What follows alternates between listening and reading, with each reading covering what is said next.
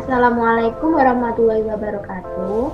Kami dari kelompok 2 materi keempat akan mempresentasikan hasil diskusi dari kelompok kami dengan judul Manajemen Perbankan Syariah. Yang beranggotakan saya sendiri, Retno Cynthia Wijayanti dengan NIM 201023, Sofia Rahayu 201028, Endang Jiworo Supatni 201040, Iri Riansari 201041, dan Fani Ariskom Permatasari 201047. Next. Definisi Bank Syariah. Sesuai UU nomor 20 tahun 2008 tentang perbankan syariah, bank syariah adalah bank yang menjalankan kegiatan usaha berdasarkan prinsip syariah atau prinsip hukum Islam yang diatur dalam fatwa MUI seperti prinsip keadilan dan keseimbangan, kemaslahatan, universalisme, serta tidak mengandung gahar, maksir, riba, zalim, dan objek yang haram.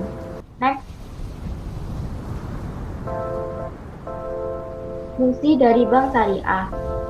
Yang pertama, bank syariah dan UUS wajib menjalankan fungsi menghimpun dan menyalurkan dana masyarakat.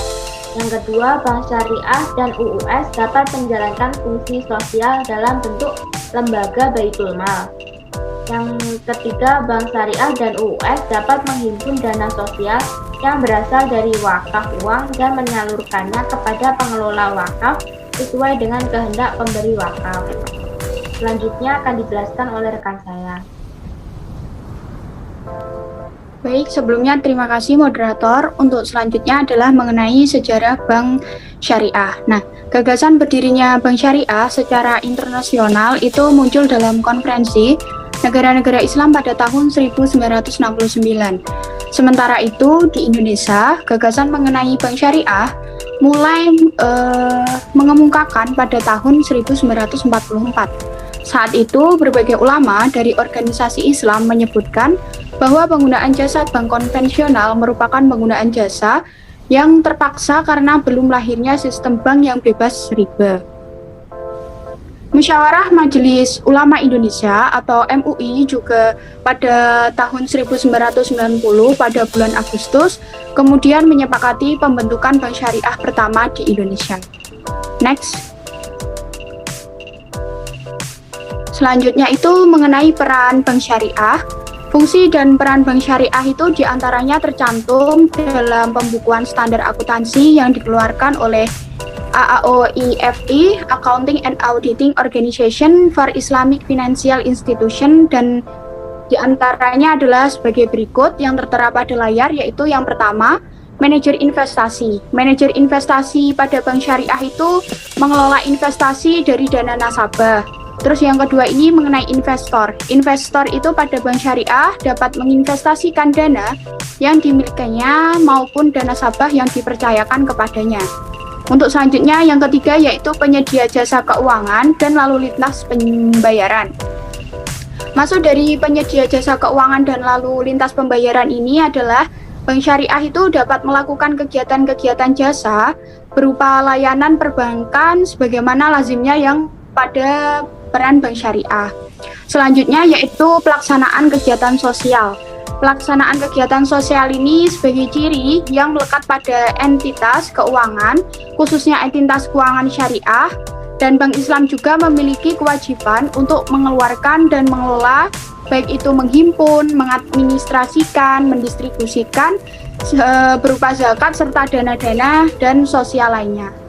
Selanjutnya akan dijelaskan oleh rekan saya. Baik, selanjutnya adalah larangan dalam bank syariah. Larangan dalam bank syariah yang pertama adalah gharar, yaitu unsur ketidakpastian atau tipu muslihat dalam transaksi. Yang kedua adalah masyir, adalah unsur judi yang transaksinya bersifat spekulatif yang dapat menimbulkan kerugian satu pihak dan keuntungan bagi pihak lain. Berikutnya yang ketiga adalah riba. Riba adalah transaksi menggunakan sistem bunga. Next. Selanjutnya adalah kegiatan usaha bank syariah. Kegiatan usaha bank syariah yang pertama adalah menghimpun dana dalam bentuk simpanan berupa giro. tabungan atau bentuk lainnya yang dipersamakan dengan itu berdasarkan akad fadiah atau akad lain yang tidak bertentangan dengan prinsip syariah. Selanjutnya yang kedua adalah menghimpun dana dalam bentuk investasi berupa deposito, tabungan atau bentuk lainnya yang dipersamakan dengan itu berdasarkan akad mudharabah atau akad lain yang tidak bertentangan dengan prinsip syariah. Yang ketiga adalah menyalurkan pembiayaan bagi hasil berdasarkan akad mudharabah, akad musyarakah, atau akad lain tidak bertentangan dengan prinsip syariah. Selanjutnya yang keempat, menyalurkan pembiayaan berdasarkan akad murabahah, akad salam, dan akad istihna atau akad lain yang tidak bertentangan dengan prinsip syariah. Yang kelima, menyalurkan pembiayaan berdasarkan akad had atau akad lain yang bertentangan dengan prinsip Islam. Yang keenam, menyalurkan pembiayaan penyewaan barang bergerak atau tidak bergerak kepada nasabah berdasarkan akad ijarah atau sewa beli dalam bentuk ijarah muntahiyah, bitamlik atau akad lain yang tidak bertentangan dengan prinsip syariah. Berikutnya yang ketujuh, melakukan pengambil alihan utang berdasarkan akad hawalah atau akad lain yang tidak bertentangan dengan prinsip syariah. Dan yang terakhir, melakukan usaha kartu kredit dan atau kartu pembiayaan berdasarkan prinsip syariah. Selanjutnya akan dibacakan oleh teman saya.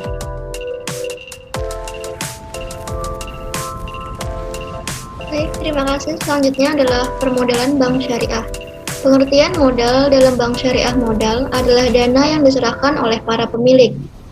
Dana modal dapat digunakan untuk pembelian gudang, tanah, perlengkapan, dan sebagainya yang secara langsung tidak menghasilkan. Selain itu juga, modal dapat digunakan untuk hal-hal yang produktif, yaitu disalurkan menjadi pembiayaan yang berasal dari modal. Hasilnya tentu saja bagi pemilik modal, tidak dibagikan kepada pemilik dana lainnya. Bisa di next, operator.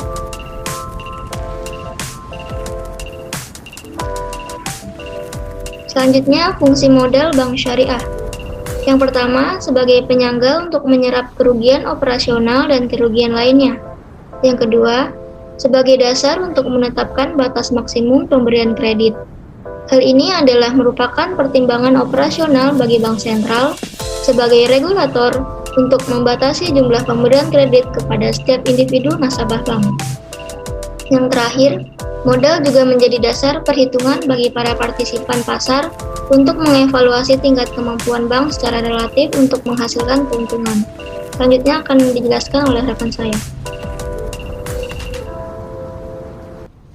Baik, terima kasih. Yang selanjutnya adalah sumber permodalan bank syariah.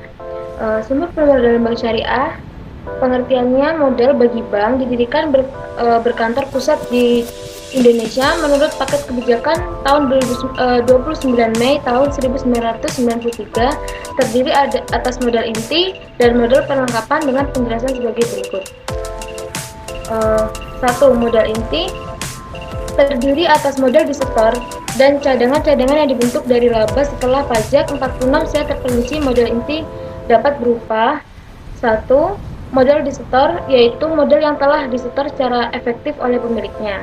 Dan yang kedua adalah agio saham, yaitu selisih lebih setoran modal yang diterima oleh bank sebagai akibat dari harga saham yang melebihi nilai nominalnya. Selanjutnya adalah modal sumbangan. Modal sumbangan yaitu modal yang diperoleh kembali dari sumbangan saham termasuk selisih nilai yang tercatat dengan harga sumbangan tercatat dari harga sumbangan saham.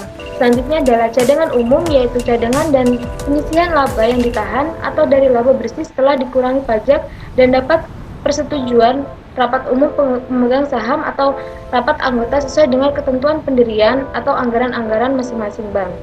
Selanjutnya adalah cadangan tujuan, yaitu bagian laba setelah dikurangi pajak yang disisihkan untuk tujuan tertentu dan telah mendapat persetujuan umum pemegang saham atau rapat anggota. Selanjutnya adalah laba ditahan, yaitu saldo laba bersih setelah dikurangi pajak oleh RUPS atau rapat anggota diputuskan untuk tidak dibagikan. Selanjutnya adalah laba tahun lalu, yaitu seluruh laba bersih tahun lalu setelah diperhitungkan pajak dan belum ditetapkan penggunaan oleh RUPS. Selanjutnya adalah laba tahun berjalan, yaitu laba yang diperoleh dalam tahun buku berjalan setelah dikurangi taksiran piutang. Ini dibagi menjadi dua, yaitu yang A, jumlah laba tahun berjalan yang diperhitungkan sebagai modal inti hanya 50%, dan yang kedua, jika bank mengalami kerugian pada tahun berjalan, seluruh kerugian tersebut menjadi faktor pengurang dari modal inti. Yang selanjutnya adalah bagian kekayaan bersih anak perusahaan. Laporan keuangan dikonsolidasikan bagian kekayaan bersih tersebut. Oke, yang selanjutnya